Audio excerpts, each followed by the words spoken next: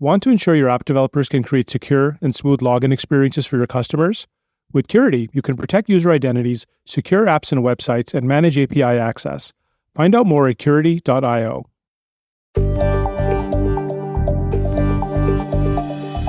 Hi everyone, my name is Srini Penchikala. I am the lead editor for AI ML and the data engineering community at InfoQ and also a podcast host. In today's podcast, I will be speaking with Deepthi Sigireddi, technical lead for Vitess, a cloud-native computing foundation graduated open source project.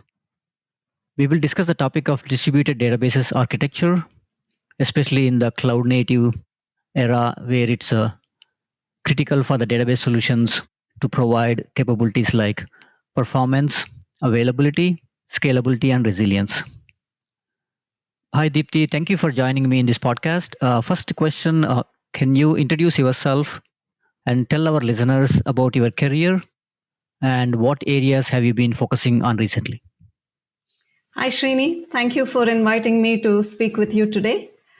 I am currently the technical lead for Vitess open source project and also the Vitess engineering lead at PlanetScale, which is a database as a service company. That database as a service is actually built on Vitess.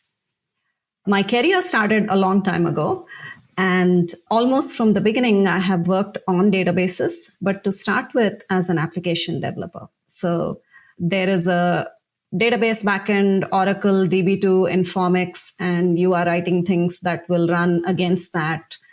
Data is stored in the tables and applications will fetch the data, do something with them, right?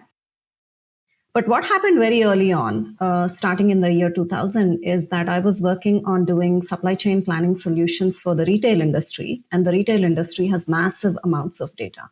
So we had to actually start thinking about how do you run anything on these massive amounts of data? Because the hardware that was available to us at that time, it was actually not possible to load everything into memory and process it and then write out the results.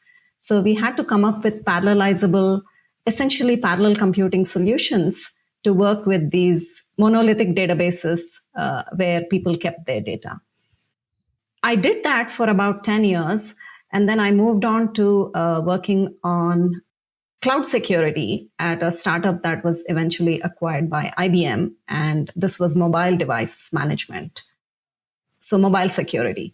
And even there, you have a lot of data and it was being stored in Oracle. And we were actually doing what is now called custom sharding because we would store different users' data in different schemas in the same Oracle database. So it was essentially a multi-tenant system.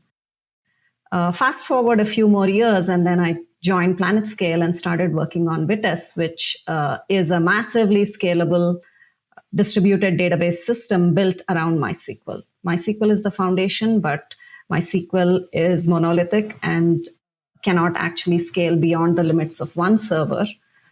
And what Vitess does is that it actually solves many of those limitations for the largest users of MySQL. Yes, MySQL is a popular open source database and it's been around for a long time. So Vitess is built on top of that. So as you said, Vitess is a distributed database. Can you discuss the a high level architecture of how the database works? How it brings this distributed data management capabilities to MySQL? So let me give a little bit of history of Vitess first, which will set the context for all the things that Vitess is capable of doing. Vitess was created at YouTube in 2010. And the reason it was created is because YouTube at that time was having a lot of difficulty dealing with the amount of traffic they were receiving, and all of the video metadata was stored in MySQL. And the site would basically go down every day because it was just exploding and MySQL was not able to keep up. So by that time, YouTube was already part of Google, but they were running their own infrastructure. And some of the engineers decided that this was not a situation that you could live with. It was simply not tenable to continue the way they were going. And they decided that they had to solve this problem in some fundamental way. And that's how Vitess was born. And it grew in phases. So they basically, to start with, identified what was the biggest pain point, like MySQL runs out of connections, stuff like that. So let's do some connection pooling. Let's put a management layer in front of MySQL so that we can reduce the load on MySQL, type of things, right? But eventually it has grown to where we are. So with Vitess, you can take your data and shard it vertically, meaning you take your set of tables and put a subset on a different MySQL server, and Vitess can make it transparently look as if there is only one database behind the scenes, even though there are multiple MySQL servers and different tables live on different servers. Or you can do horizontal sharding, where a single table is actually distributed across multiple servers, but still looks like a single table to the application.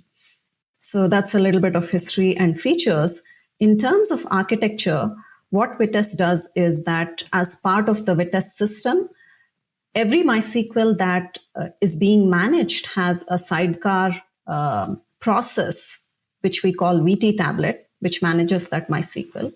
And then the process that applications interact with is called VT gate. It's a gateway that accepts requests for data, and that can be MySQL protocol or it can be gRPC calls.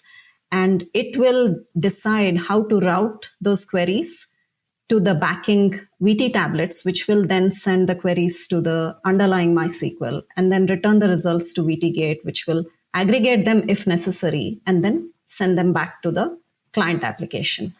So at a very high level, you have the client talks to VT gate. VT gate figures out how to parse, plan, execute that query, sends it down to VT tablets, which will send it down to MySQL, and then the whole path travels back in reverse with the results. Yeah, I'm interested in getting into specifics of a distributed database. But before we do that, I would like to ask a couple of high-level questions. So what should the database developers consider when looking for a cloud-native database? If they have a database need and they would like to leverage a cloud database, what should they look for? What kind of high-level architecture and design considerations? At this point in time, almost every commercially available database has a cloud offering and they are capable of running in the cloud, right? That was not always the case. So really the things that you want to look for when you are looking for a cloud database are usability, because it's important. You have very little control over how the database is being run behind the scenes. So you have to be able to see what the configuration is, whether it works for you, and be able to tune it to some extent. There will be some things that any service provider will not allow you to tune, but it needs to be usable for your application needs. Compatibility, whatever it is that you're doing, needs to be supported by the database you're looking at, because there are many cloud databases. There's Amazon RDS, Google Cloud SQL, Mongo has a cloud offering. So you have SQL databases, NoSQL databases, Oracle has cloud database offerings. So there are many options. So that compatibility is very important. And then uptime. You have no control over how well the database is staying up, and many times the database is critical to operations. So you have to look at the historical uptime and the SLA that the cloud provider is providing you. What you should not need to worry about are things like, will my data be safe? Will my database be available? Will I lose my data? Can I get my data out? All those are baseline things that the cloud providers need to make sure happen, and you shouldn't have to worry about them. But you need to check those boxes when you're choosing an option. And kind of more of a follow-up question to that, like I know like not every application requires a massively parallel distributed database. So what are the things that database developers and application developers should look for when they could use a database that's not a like cloud native database? That's a good question. I don't know that at this point of software system evolution, there are very many situations where you can't use a cloud database. Usually it is because you have highly sensitive data that legally you are not allowed to store in a third party, right? Because otherwise, in terms of encryption, in terms of network security, things have come a long way. And in general, it is safe to do things in the cloud. So the only thing I can really think of is legal reasons that you would not use something in the cloud. Yeah, also, I kind of phrase my question. So I think cloud databases are always good choices for pretty much most of the applications, but also like the distributed database may not be needed for some of the apps. Yes. So you can use a standalone database in the cloud. Correct. Not everyone needs an infinitely scalable database. That is actually perfectly right. And that is why when you are starting off, you want to choose your database based on usability, based on compatibility with whatever applications and frameworks you're already using, whatever tooling you're already using, and just choose something that you can rely on that will stay up. So that goes back to my previous explanation of how people should make these decisions. So assuming that distributed database is the right choice, so one of the architectural highlights of Vitess is sharding, how it manages the database across different shards. So can you tell us how data sharding or partitioning works, as well as data replication works in Vitess database? Okay. Sharding was designed to provide scalability, right? So we'll talk about that first. And then replication is being used to provide high availability. So we'll talk about that next. In Vitess, sharding is customizable, meaning you choose which column in your table you want to use as the sharding key. It is not hard-coded, it is not fixed. And you can also choose the function based on which you are sharding. So we have several functions available. And we also have a public interface using which people can build custom sharding functions as well. And essentially what it means is that whenever you are inserting a row into a sharded table, Vitess, Vitigate, will compute which shard it needs to go into, and it will write it into that shard. And then whenever you are trying to read a row, Vitigate will compute which shard that row lives in and fetch it from that shard. Sometimes there are queries where you cannot compute specifically one shard. For example, if you say, get me all the items in my store which cost more than $1 million, right? For a query like that, you don't know which shard the data is living in. In fact, it can live in multiple shards. So what Vitigate will do is called a scatter query. It will actually send that query to all the shards and gather the results and bring them back. So this is basically how sharding works from the user point of view. Behind the scenes, we have a lot of tooling that helps people to move from their currently unsharded databases.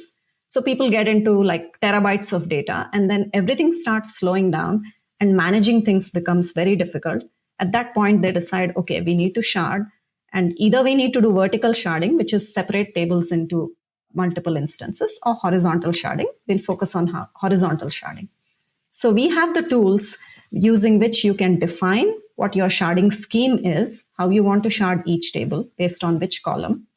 You choose the tables that you want to keep together, and first you may do a vertical sharding to move them onto their own servers, and then you do a horizontal sharding to split them up across servers.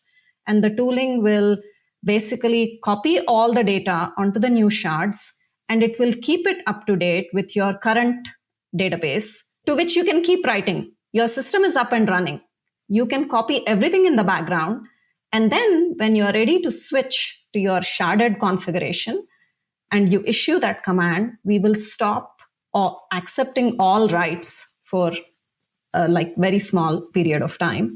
This should take less than 30 seconds, maybe 10 or 15 seconds. We'll stop accepting all writes on the original database or databases and switch everything over to the new shards. And then we'll open it up again for writes so that the new data will flow to the new shards.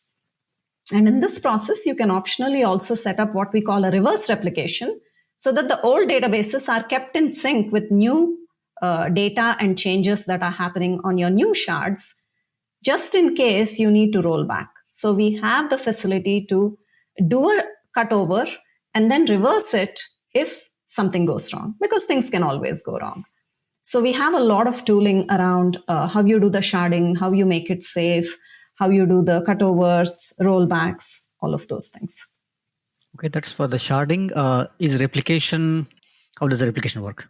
So in our modern software world, applications, services, they have to stay up all the time. Downtime is not acceptable, right? Downtime is tracked for every popular service. And beyond a certain point, users will just leave. If your service is not up, they will go somewhere else. They have options. So given that Vitess is backing originally it backed YouTube. YouTube had to be up 24/7. People all over the world are using it. And then over time, other places like Slack, GitHub, Square Cache. You want to make a money transaction, you don't want the database to be down, right? You don't want the service to be down. So the service needs the database to be up at all times, because you have this stack where you have the user who's interacting with a web app from a browser, and then you have all these other components, and your uptime is only as high as the weakest of those components. It's like the weakest link concept, right? So everything has to be highly available. And the way traditionally everybody has achieved high availability with MySQL is through replication, because MySQL comes with replication as a feature. So you can have a primary, which is actually being written to, and then you can have replicas, which are like followers, and they are just getting all the changes from the primary and applying the changes to their local database. And it's like a always available copy of the data. So in Vitess also, we use replication to provide high availability, and we have tooling around how to guarantee very high availability. So let's say you want to do planned maintenance, and you have a primary and you have one or more replicas. In the old days, if you have one MySQL server, you have to take it down for maintenance, and then it's unavailable. What we can do is we can actually transition the leadership from the current primary to a replica that is following. And we'll basically say, okay, let's find the one that is most caught up if they are lagging. Let's get them to catch up and then switch over so that you have a new primary. And during that period, whatever requests we are getting from applications, we'll hold them up to some limit, right? Let's say 1,000 requests. We can buffer. We can do buffering so that requests don't error out. And it'll take 5 or 10 seconds for this transition to happen. And after that, we can start serving requests again. So we use replication for high availability. And around that replication, we have built features to do planned maintenance, but we also handle unplanned failures. So let's say the primary went down for some reason. It's out of memory, there's a disk error, there's a network issue, something or the other. The primary MySQL is not reachable. In Vitess, we have a monitoring component called VTOrc, which stands for Vitess Orchestrator, and there's a history behind that name as well. VTOrc monitors the cluster, and it will say, if the primary is unreachable, I'll elect a new one, and I'll elect whichever one is most ahead, right? So that we don't lose data.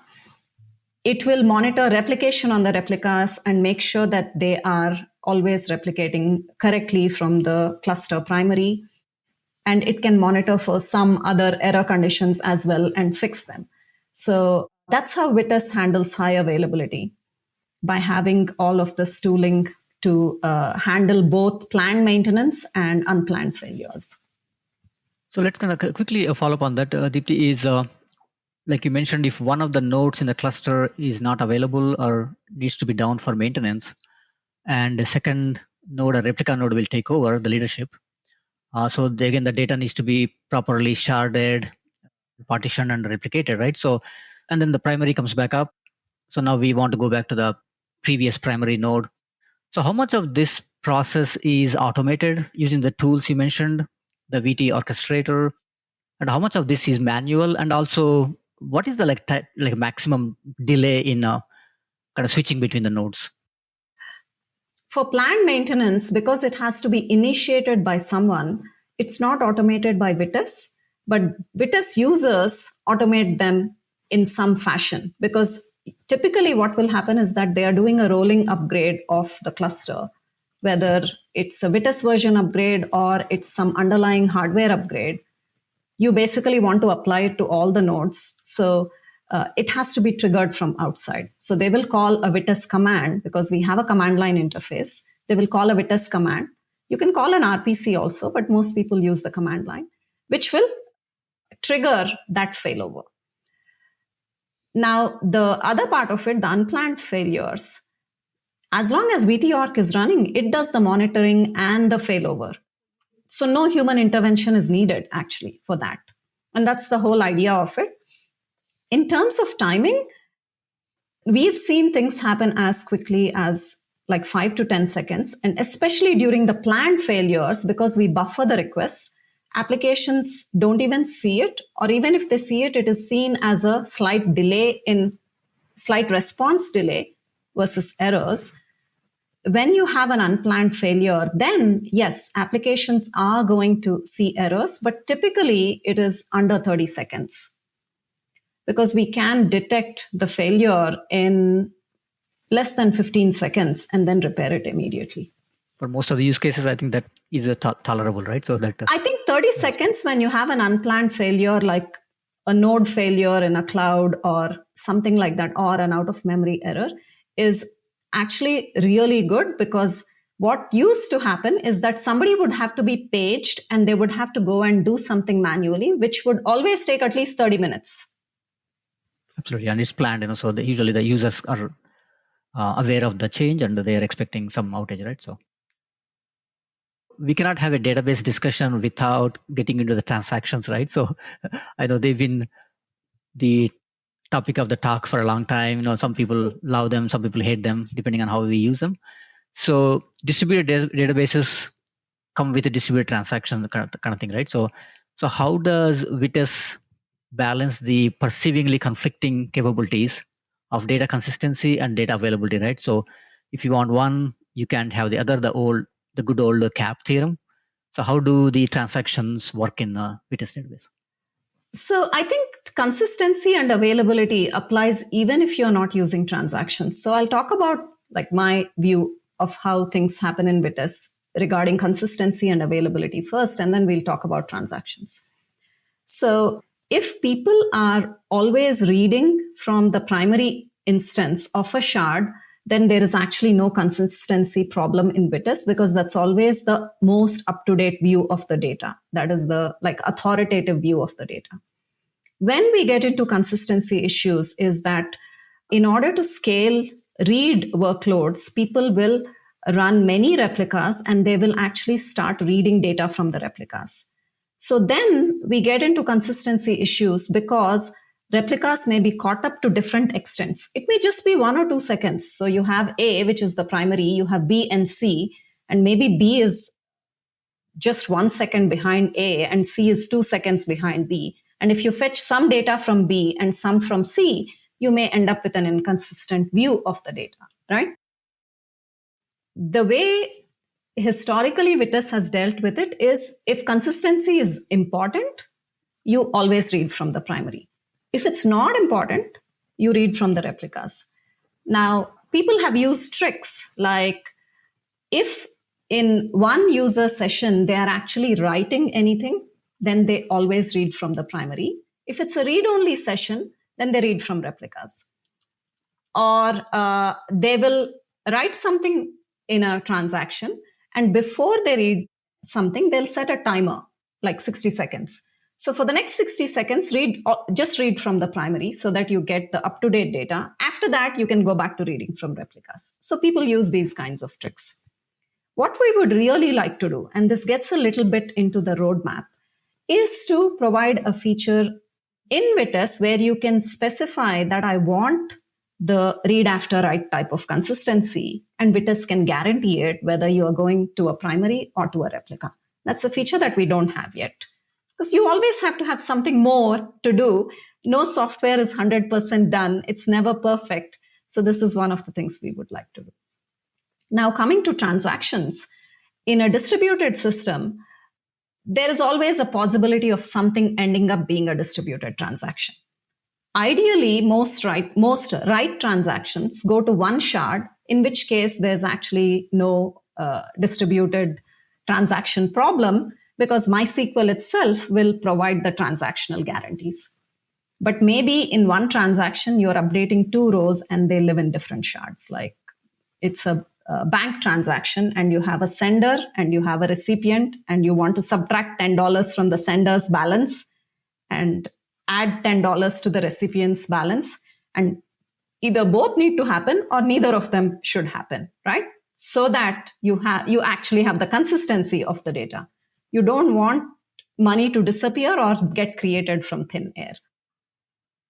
So Square Cache actually solved this problem, and they came up with a very creative solution without actually having the true distributed transaction support in Vitess. And the way they did it was that they write this in a ledger and they use that to reconcile things after the fact, so that even if something failed, they're always able to repair it. The other thing we do in Vitess, which gets us out of some failure modes, is that when there is a distributed transaction, and suppose it involves 4 shards, right? We don't execute all of the writes in parallel, right? So we say, okay, let's write to shard 1. If it fails, we roll it back. Let's write to shard 2. If that fails, we can roll back both 2 and 1. So we have open transactions to all 4 shards, and we'll do one at a time. And if at any point there is a failure, we roll back all of them. Once we have done the write, when we have to commit the transaction, that is when we issue all the 4 commits in parallel. Once MySQL has accepted a write, the probability of it rejecting a commit is actually very low. And it will only happen if you have a network problem and you're not able to reach the server, or if the server goes down. So we've reduced the universe of possible failures when you're doing this type of a best effort distributed transaction. So that's what we call it in Vitess. We are doing best effort distributed transactions. These are not truly atomic distributed transactions. But truly atomic distributed transactions is another thing we have on the roadmap that we would like to get to in the next 1 or 2 years. Kind of switching gears a little bit, so schema management and data contracts are getting a lot of attention lately for a good reason. One of the interesting features is the VT admin that's used for schema management APIs. Can you discuss about this a little bit and also share what you're seeing as best practices on creating, managing, and versioning schemas for the data models? Okay. So VT admin is a part of Vitess that was built a couple of years ago. Previously, we had a very simple web UI, which you would use to see the state of the cluster and get some. It was mostly read-only. You could take some actions on the Vitess components and so on. So VT admin is like the next generation, new generation administration component for Vitess. And it has an API and a UI. And all the APIs are well structured. The problem with the previous thing we had was that we had HTTP APIs. We did not have gRPC APIs. And the response is not well structured. So no one could rely on a contract for the response. This time around, the API responses are well structured. They are protobuf responses, and you can build things relying on them. So we have a structured gRPC API and a VT admin API. And the UI actually talks to the API and gets the data and then renders it on the browser. There are many things we show in the VT admin UI, and one of the things is schemas. And right now you can view the schemas, but you can't really manage them from the UI. Even though we have the APIs behind the scenes, we haven't built out the UI flows for doing the schema management. So that's something that will also be in the future. It's in the roadmap.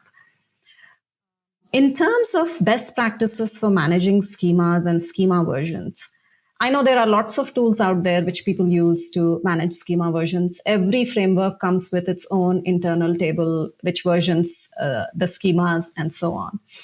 In my personal opinion, store your schema in Git. Store it in a version control system. And schema changes are actually a very fraught topic for the MySQL community, because for at least 10 years or maybe even more, there have been multiple iterations of online schema change tools built for MySQL. Because historically, MySQL performed very poorly when you tried to do a schema change on a large table which is under load, right? So there would be locks taken which would block access to the table completely. You couldn't write anything to it. Things would become unusable. MySQL itself, the MySQL team at Oracle has been improving this, and they have actually made a certain category of schema changes instant so that things don't get locked or blocked or whatever. So they've been improving it. But of course, the community needed this many years before anything was done in Oracle's product. So there have been many iterations of these schema change tools. Our stance is that schema changes should be non-blocking. They should happen in the background. And ideally, you need to be able to revert them without losing any data. So those are the principles on which Vitess's online schema change system is built. So Vitess has an online schema change system. And you can say that, hey, this is the schema change I want to do. Start it. Just cut it over when it's done, or wait for me to tell you and I'll initiate a cutover. So all those things are possible with Vitess online schema changes. And the biggest thing is they're non-blocking. Your system will keep running. Obviously, there'll be a little additional load because you have to copy everything in the background while the system is still running. And you have to allow for that, but you shouldn't be running the system at 100% CPU and memory all the time anyway. So you should have room for these kinds of things. So that's basically what we do in Vitess for non-blocking schema changes. So what are some of the new features coming up in on the roadmap of Vitess project? Any interesting features that you can share with our listeners? So compatibility and performance are things that we continuously work on. So MySQL compatibility. MySQL keeps adding syntax and features, and it's not like even historically at any point we supported 100% of MySQL's syntax. It has been an ongoing effort. So there is work happening on that pretty much continuously. A couple of things were added very recently. One is common table expressions, and the other one is window functions. The support for them is pretty basic, but we'll be working on expanding the support for that so that we can cover all of the forms in which those things can be used. Performance is another area. So one of the ways in which Vitess removes stress from the backing MySQL instances is by using connection pooling. Everybody doesn't get a dedicated connection because MySQL connections are very heavy. They get a lightweight session to VT-Gate, which multiplexes everything over a single gRPC connection to a VT tablet. And the VT tablet maintains a pool of connections to MySQL. So we recently shipped a new connection pooling implementation, which makes the performance of the connection pool much better in terms of wait times or even memory utilization, because we would tend to cycle through the whole pool and then go back. Whereas if your queries per second is not very high, you may not even need to use the whole pool. You may not even need to keep 100 or 150 open connections to MySQL. So it's just a much more efficient connection pooling. And we have ongoing work to improve our benchmarks. We benchmark query performance on Vitess every night, and we publish those results on a dedicated website called benchmark.vitess.io. And we have an ongoing effort, basically continuous improvement of the benchmarks. Beyond that, in terms of functionality, we recently shipped point-in-time recovery, like the second iteration of point-in-time recovery in Vitess. There had been a previous iteration 4 years ago. And we'll be making improvements to that and to online DDL based on user feedback. Okay, thank you, Deepthi. Do you have any recommendations on what online resources our listeners can check out to learn more about distributed database in general or Vitess database in particular? Vitess is part of the Cloud Native Computing Foundation. Google donated Vitess to CNCF in 2018, and Vitess graduated from CNCF in 2019. We have a website, vitess.io, where we have documentation. We have examples. We have like quick start guides to downloading and running Vitess on your laptop. You can run the examples on a laptop. You can run it within Kubernetes. Vitess has always run within Kubernetes. So all of those are available on our website. And we also have links to videos, because myself and some of our other maintainers and also community members, people who are using Vitess in their own companies, they go and talk about what they are doing. So we have links to those videos on our website, but you can also just go to YouTube and search for Vitess, and there are plenty of talks. And some of those talks are actually very good in terms of providing an introduction, a much more detailed introduction than what I just did to Vitess features and architecture. And they have some nice diagrams which are easier to consume sometimes than words in terms of how the architecture works. Before we wrap up today's discussion, do you have any additional comments or any remarks? I just want to say that working on Vitess and open source has been a really positive experience for me.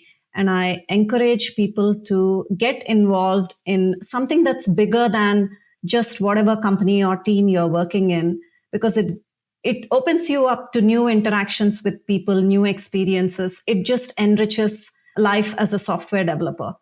Sounds good. Thank you, Deepthi. Thank you very much for joining this podcast. It's been great to discuss one of the very important topics in cloud-hosted database solutions, the distributed databases topic. And also, it's great to talk to a practitioner like you who brings a lot of practical knowledge and experience to these discussions. To our listeners, thank you for listening to this podcast. If you would like to learn more about data engineering topics, check out the AI, ML, and data engineering community web pages on InfoQ.com website.